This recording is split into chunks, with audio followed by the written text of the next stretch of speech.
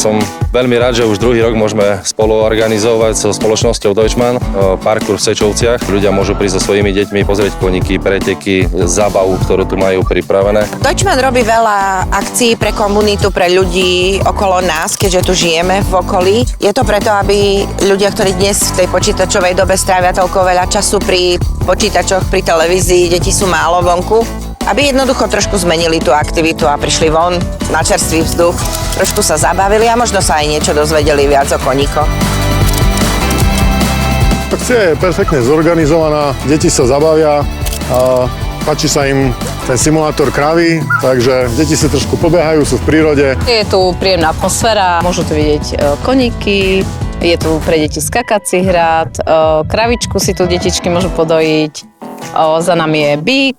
Mne sa páčil bík, páčila sa mi kravička.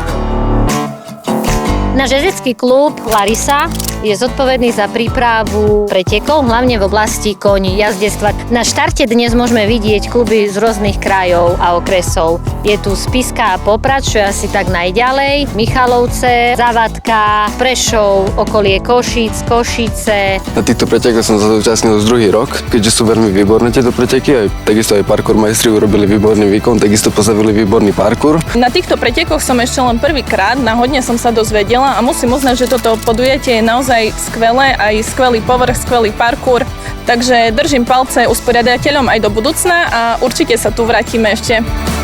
Na to, aby sa mohli zrealizovať tieto preteky, je potrebné veľmi veľa vecí, veľa povolení. No a samozrejme potrebujeme aj povolenie toho najdôležitejšieho, to je primátor mesta Sečovce, ktorý nám vyšiel v ústrety, aby sa takáto akcia pre občanov jeho mesta vlastne zorganizovala a sme mu za to veľmi vďační. Dúfam, že táto tradícia bude fungovať naďalej aj po budúce roky.